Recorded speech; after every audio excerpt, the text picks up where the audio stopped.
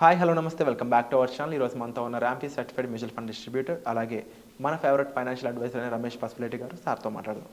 Hi sir. Hi. Right now Indian stock market అయితే కరెక్షన్లో ఉంది. Market ఎంతలా పడుతున్న టైంలో చాలా మందికి ఏమనిపిస్తుంది అంటే సరదాగా కొంతమందికి అనిపిస్తుంది, కొంతమందికి సీరియస్గా కూడా అనిపిస్తుంది. బయట మార్కెట్లో మనం పెట్టవచ్చా, బయట మార్కెట్స్ కొంచెం రైజ్ అవుతున్న మార్కెట్స్ ఏమైనా ఉంటే ఫారెన్ కరెన్సీ ఎలా అయితే మనం చూస్తూ ఉంటామో అలాగే ఫారెన్ మార్కెట్స్ అనేవి కూడా ఫైనాన్షియల్ సిచ్యువేషన్ ఫైనాన్షియల్ ఇండస్ట్రీలో ఉన్న వాళ్ళందరికీ తెలుసు కాబట్టి అలాంటి ఫండ్స్లో ఏమైనా ఉన్నాయా, ఆ ఫండ్స్లో పెడదామా ఇన్వెస్ట్మెంట్ అనిపిస్తూ ఉంటుంది. చాలామందికి ఇది ఇప్పటికీ ఇది సీరియస్ మ్యాటరా కాదా తెలియదు. బట్ మీరు చెప్పండి, నిజంగానే మనం బయట ఫండ్స్లో ఇన్వెస్ట్ చేయొచ్చా, ఆప్షన్స్ ఉన్నాయా, ఎలా? డెఫినెట్గా అండి. సో ఇన్ని రోజులు మార్కెట్ మన ఇండియన్ మార్కెట్ బాగుంది కాబట్టి మనం ఎక్కువ వీటి గురించి ఆలోచించలేదు. కానీ కొంతమందికి మార్కెట్లో తెలుసు ఇవి కూడా మంచి ఫండ్స్ ఉన్నాయి. ఫస్ట్ ఆఫ్ ఆల్ మనం లాస్ట్ బిఫోర్ ఇయర్ చూస్తే యుఎస్ ఫండ్స్ కూడా బాగున్నాయి. యుఎస్లో మెయిన్ వచ్చేసి వాళ్ళకు ఉంది నాస్డాక్ ఉంది, S&P 500 ఉంది. సో వీటిలో ఇన్వెస్ట్ చేయడానికి మనం ఫండ్ ఆఫ్ ఫండ్స్ అని ఉంటాయి. ఓకే. యుఎస్ ఆపర్చునిటీ ఫండ్స్ అని కొన్ని ఏఎంసీస్ ఆల్రెడీ మన దగ్గర ఉన్నాయి ఫండ్స్. వీటిలో అంటే ఈ ఫండ్స్ ఏం చేస్తాయంటే మనం ఇందులో ఇన్వెస్ట్ చేస్తాం, ఈ ఫండ్స్ వాళ్ళు అక్కడ ఉన్న మ్యూచువల్ ఫండ్స్లో ఇన్వెస్ట్ చేస్తారు. వీటిని ఆఫ్ షోర్ ఫండ్స్ లేదా ఫండ్ ఆఫ్ ఫండ్స్ అంటారు. సో మనం మార్కెట్ కాకుండా వేరే మార్కెట్లో ఇన్వెస్ట్ చేసిన వాళ్ళు. ఇప్పుడు దాకా కొన్ని మ్యూచువల్ ఫండ్ కంపెనీలు చైనా ఫండ్స్ కూడా ఉన్నాయి. ఇప్పుడు దాకా అన్ని నెగిటివ్లో ఉన్నాయి. లాస్ట్ 5 years చూస్తే నెగిటివ్ రిటర్న్లో ఉన్నాయి. ఎవరు చైనా జోలికి పోలేదు. ఎవరైనా చేతులు అందులో డబ్బులు పెట్టి చేతులు కాల్చుకున్నారు. లాస్ట్ 5 yearsగా 3.5 yearగా అసలు ఏం లేదు రిటర్న్ అక్కడ. అలాంటిది ఇప్పుడు లాస్ట్ 1 weekలో అక్కడ 24% రిటర్న్ ఇచ్చింది మ్యూచువల్ ఫండ్స్. అంటే చైనా మార్కెట్ అంత ఫాస్ట్ గ్రో అవుతుంది. ఇంకొక 1 year కూడా బాగా గ్రో అవ్వచ్చు. ఎందుకంటే వాళ్ళకి చైనా లిక్విడిటీ ఇచ్చింది కాబట్టి, ప్లస్ హౌసెస్ కూడా చేస్తుంది కాబట్టి, సో కంపల్సరీ ఆడ ఉంటుంది. ఇప్పుడు మనం ఇన్వెస్ట్ చేయాలనుకున్న వాళ్ళు ఇది ఒక స్టెప్ తీసుకోవచ్చు. మన దగ్గర ఉన్న 4-5 కంపెనీస్ చైనా ఆపర్చునిటీస్ ఫండ్స్ ఉన్నాయి. వాటిలో మనకి ఉన్నాయి ఆపర్చునిటీ ఇచ్చింది. అవి ఏమున్నాయో చూసి ఒకసారి వాటిలో 5 ఫండ్స్లో ఏది బాగుంది, సో ఏది తక్కువ పడింది, అంటే అన్ని నెగిటివ్లోనే ఉన్నాయి. లాస్ట్ 3.5 year అన్ని నెగిటివ్లో ఉన్నాయి. అందులో ఏది తక్కువ నెగిటివ్ ఉందో చూస్తే ఇప్పుడు వాటిలో ఇన్వెస్ట్ చేసుకోవచ్చు. నెక్స్ట్ 1 year చైనా బాగుండే అవకాశం చాలా ఉంది. ఎందుకంటే మనం ఇప్పుడు 100 రూపాయలు అనుకుంటే మన మార్కెట్, మనం లాస్ట్ ఇయర్లో 150 రూపీస్ పెరిగాం. అంటే 100 నుంచి 150 రూపాయలు పెరిగాం మనం. అదే చైనా మార్కెట్ చూస్తే ఇంకా 80 రూపాయలు అయింది. 100 రూపాయలది 80 రూపాయలు అయింది లాస్ట్ ఇయర్లో. ఇప్పుడు మనకన్నా వాళ్ళకి ఆపర్చునిటీ ఎక్కువ ఉంది. ఇప్పుడు ఏమవుతుందంటే ఫారిన్ ఇన్వెస్టర్స్ ఏం చేస్తారంటే వాళ్ళ దగ్గర ఉన్న 100 రూపాయలు తీసుకొచ్చేటప్పుడు ఈ 150 రూపాయల మార్కెట్లో పెట్టాలా, లేకపోతే 80 రూపాయలలో దొరుకుతుంది, డిస్కౌంట్లో దొరుకుతుంది. ఇది కూడా పెద్ద ఎకానమీ, మంచి జీడిపి, ఆపర్చునిటీస్ ఎక్కువ ఉన్నాయి, ఇందులో పెట్టాలంటే అదే ఎక్కువ చూస్ చేస్తుంది. ఆల్రెడీ మన ఇండియన్ మార్కెట్లోంచి కూడా కొంతమంది FIs విత్డ్రా చేశారు, లాస్ట్ 1 weekలో చేశారు. అందుకే మార్కెట్ అంత పడింది. ఓకే. ఇప్పుడు ఇవన్నీ అక్కడికి వెళ్తాయి. మనం ఇప్పుడు ఈ ఆపర్చునిటీ పొందాలనుకుంటే వాటిలో పెట్టడం ఒక మంచి ఆప్షన్, అది కూడా మంచి ఆప్షన్. NASDAQ ఇది కూడా నేను చెప్పిన నాస్డాక్, S&P వీటికి సంబంధించిన ఫండ్స్ కూడా ఉన్నాయి. వీటిలో ఇన్వెస్ట్ చేయొచ్చు, కానీ 1 year బ్యాక్ ఇన్వెస్ట్ చేస్తుంటే బాగుండేది. ఇప్పుడు ఏమైందంటే కొద్దిగా డాలర్ ఇండెక్స్ కూడా పెరిగింది. 102 ఏమో ఉంది డాలర్ ఇండెక్స్. ఇది 105 దాకా లేదా 115 దాకా వెళ్తే ప్రాబ్లం అవుతుంది. అది కూడా ఇది ఏమవుతుందంటే డాలర్ ఇండెక్స్కి S&P 500కి ఆపోజిట్గా ఉంటాయి. అంటే ఈ డాలర్ ఇండెక్స్ పెరిగితే S&P 500 పడుతుంది. ఇది హిస్టారికల్ రిటర్న్. ఇప్పుడు ఇది డాలర్ ఇండెక్స్ పెరిగేలా కనిపిస్తుంది యుద్ధం వీటన్నిటి వల్ల. ఇవి పెరిగితే కనుక ఈ వాళ్ళ S&P 500 పడుతుంది. కాబట్టి ఇప్పుడు US మార్కెట్కి వెళ్ళకపోవడం మంచిది, అదొక ఆప్షన్. రెండోది వచ్చేసి ETF ద్వారా కూడా ఇన్వెస్ట్ చేయొచ్చు. ఇవి ఏంటంటే నార్మల్గా మనం ఇవి ప్యాసివ్ ఫండ్స్, డైరెక్ట్గా మనం ఫండ్ ఆఫ్ ఫండ్స్లో కూడా పెట్టచ్చు. కొద్దిగా ఎక్స్పెన్స్ రేషియో ఎక్కువ ఉంటుంది.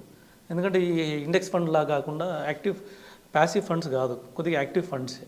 సో అందుకని కొద్దిగా ఎక్స్పెన్స్ రేషియో ఎక్కువ ఉంటుంది. దాన్ని తప్పించుకోవాలనుకుంటే డీమ్యాట్ ద్వారా ETFలు కొనవచ్చు. ETFలు కూడా నాస్డాక్ కానీ లేకపోతే ఈ మెటా షేర్స్ ఉన్నాయి, వీటికి సంబంధించి ఒకటి ఉంది. యాపిల్, ఫేస్బుక్ ఇలాంటి పెద్ద పెద్ద కంపెనీస్కి సంబంధించి ఒక ETF ఉంది. అలాగే మన గ్లోబల్కి సంబంధించి కొన్ని ETFs ఉన్నాయి. వీటిలో రీసెర్చ్ చేసుకుని ఒక మంచి అడ్వైజర్ ద్వారా కొద్దిగా దీనికి సంబంధించిన నాలెడ్జ్ సంపాదించి తీసుకోవడం ఈ టైంలో డెఫినెట్గా ఒక మంచి పద్ధతి. కానీ లాంగ్ రన్లో చూస్తే ఇండియన్ మార్కెట్స్ కూడా చాలా మంచివి. Wonderful sir. Definitely Indian markets అనేవి ఇప్పుడు మన ట్రిలియన్ ఈ మార్కెట్ ఏదైతే ఉందో ఇందులో ఇంకా ఎంతో ఎదుగుతుంది అనేది చాలామంది రీసెర్చర్స్ అయితే చెప్తా ఉన్నారు. బట్ అప్పుడప్పుడు ఇలాంటి కరెక్షన్స్ అనేవి కామన్ అనేది తెలిసినా కూడా ఎక్కువ మందికి సరైన అవేర్నెస్ నాలెడ్జ్ లేకపోవడం వల్లే కంగారు పడడం, భయపడడం, మళ్ళీ బయటికి వెళ్ళి అక్కడ ఇన్వెస్ట్ చేద్దాం అనే థాట్స్ అనేవి వస్తూ ఉంటాయి. But at the same time ఒక right financial adviser, right financial guide అనే వాళ్ళు ఉంటే వాళ్ళకి ప్రాపర్గా ఈ నాలెడ్జ్ అనేది అందుతుంది. దానికోసం మీరు కండక్ట్ చేసిన వర్క్షాప్ కూడా చాలా వండర్ఫుల్ ఐడియా అని చెప్పాలి sir. And at the same time ఎవరైతే ఈవెన్ ఇండియన్ మార్కెట్లోనే కంటిన్యూ అవుదామా, లేదంటే ఫారెన్ మార్కెట్లో కంటిన్యూ అవుదామా, లేకపోతే ఎక్కడ ఇన్వెస్ట్ చేద్దాం, ఎలా ఇన్వెస్ట్ చేద్దాం, ఏ విషయం తెలుసుకోవాలన్నా కూడా ఒక సబ్జెక్ట్ తెలుసుకోవాలన్నప్పుడు దానికి సంబంధించిన ఎవరైతే అవేర్నెస్ క్రియేట్ చేసే పర్సన్ ఉంటారో వాళ్ళు ఇచ్చే సలహాలు, సూచనలు అనేవి మనం ఉపయోగించుకున్నప్పుడు మనం సక్సెస్ అవుతాం. సో ఈ ఫీల్డ్లో మీరు అవేర్నెస్ ఇచ్చే పర్సన్గా ఉన్నారు కాబట్టి మీరు చెప్పండి, ఎలాంటి సలహాలు, సూచనలు అనేవి ఇలాంటి టైంలో కానీ ఎలాంటి టైంలో కానీ స్టాక్ మార్కెట్లో ఉందాము, స్టాక్ మార్కెట్లో డబ్బులు సంపాదించుకున్నాము అనుకున్న వాళ్ళకి తెలియజేయాల్సి ఉంటుంది? డెఫినెట్గా అండి. ఇప్పుడు మన ఇండియన్ ఎకానమీ చూస్తే సో మన జీడిపి $3.5 ట్రిలియన్ ఉంది.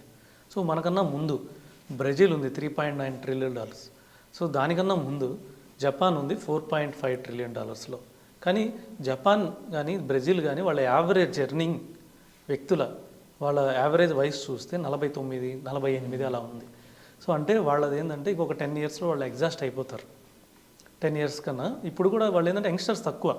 యంగ్స్టర్స్లో ఉన్నంత ప్రొడక్టివిటీ ఏజ్ పెరిగే కొద్దీ తగ్గుతూ ఉంటుంది. కానీ యంగ్స్టర్స్లో ఏంటంటే కొద్దిగా ప్రొడక్టివిటీ ఎక్కువ ఉంటుంది, ఎక్కువ టైం పనిచేస్తారు. సో ఇన్నోవేషన్స్ ఇవన్నీ ఉంటాయి కాబట్టి మన ఇండియన్ యావరేజ్ ఏజ్ చూస్తే 28, 29 ఉంది. అంటే మనకు ఒక నెక్స్ట్ 20 ఇయర్స్ పాటు మనకి ఎటువంటి ప్రాబ్లం లేదు.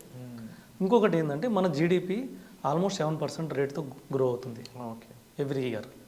సో అదే మనకి ముందు వాళ్ళ బ్రెజిల్, జపాన్ చూస్తే వాళ్ళు 1%, 2% కన్నా ఎక్కువ లేరు గ్రోత్. అంటే మనం ఫాస్ట్గా పరిగెత్తున్నాం. మనం బ్రెజిల్ దాటడానికి మేబీ ఇంకొక 1.5 ఇయర్ దాటేస్తాం. లేదా నెక్స్ట్ జపాన్ దాటాలంటే ఇంకొక 2-3 ఇయర్స్లో 2027 కల్లా మనం థర్డ్ ఎకానమీ. తర్వాత చైనా ఉంది, 19 ట్రిలియన్ ఎకానమీ ఉంది. సో వాళ్ళు కూడా కొద్దిగా జీడిపి బాగానే ఉంది కాబట్టి మనం వాళ్ళకి కొద్దిగా దాటడానికి కొంచెం టైం పడుతుంది, కానీ దాటుతాం. ఎందుకంటే మనం ఎంగేజ్ వాళ్ళది చైనాది కూడా ఇప్పుడు వాళ్ళది చూస్తే ఆల్మోస్ట్ 39 ఉంది వాళ్ళ యావరేజ్ వయసు, మనది 29 ఉంది. అది యుఎస్ కూడా చూస్తే వాళ్ళది కూడా 13-40 ఉంది. సో అందరికన్నా మనం ఫాస్ట్గా మనకి అవకాశం ఎక్కువ ఉంది, ఎందుకంటే యంగ్ పాపులేషన్ ఎక్కువ ఉంది, ఎర్నింగ్ కెపాసిటీ ఎక్కువ ఉంది, ప్లస్ ఫాస్ట్ గ్రో అవుతున్నాం కాబట్టి మనం డెఫినెట్గా ఒక లాంగ్ రన్లో one of the best top 3 maybe అయితే టాప్ 2లోకి వెళ్ళిపోయే అవకాశాలు ఎక్కువ ఉన్నాయి.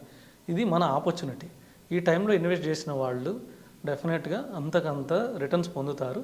కాకపోతే దీనికి సరైన అవకాశాలు ఏమున్నాయో వాటిని అందిపుచ్చుకో. Wonderful sir. సో ఈ సరైన అవకాశాల గురించి తెలుసుకోవాలనుకున్నా, లేకపోతే మీ యొక్క పర్సనల్ సిచ్యువేషన్స్ ఎలా ఉన్నాయి, వాటిలో ఫైనాన్షియల్ మేనేజ్మెంట్ ఎలా చేయాలి, ఇన్వెస్ట్మెంట్స్ ఎక్కడ చేయాలి, వీటికి సంబంధించిన పూర్తి వివరాలు మీరు తెలుసుకోవాలనుకున్నట్లయితే అప్కమింగ్ వర్క్షాప్ ఏదైతే ఉందో ఫైనాన్షియల్ ఫ్రీడమ్ అనే వెబినార్, దీనికి మీరు అటెండ్ అవ్వచ్చు. అలాగే పర్సనల్గా రమేష్ గారితో మాట్లాడాలి అనుకున్నట్లయితే త్రూ కాల్ ఆర్ ఇండైరెక్ట్గా కూడా మీరు పర్సనల్ అపాయింట్మెంట్ అనేది బుక్ చేసుకోవచ్చు. దీనికి సంబంధించిన విషయాల కోసం మీరు డిస్ప్లే అవుతున్న నెంబర్స్ కాల్ చేసి పూర్తి వివరాలు అనేది తీసుకోవచ్చు. Thank you so much.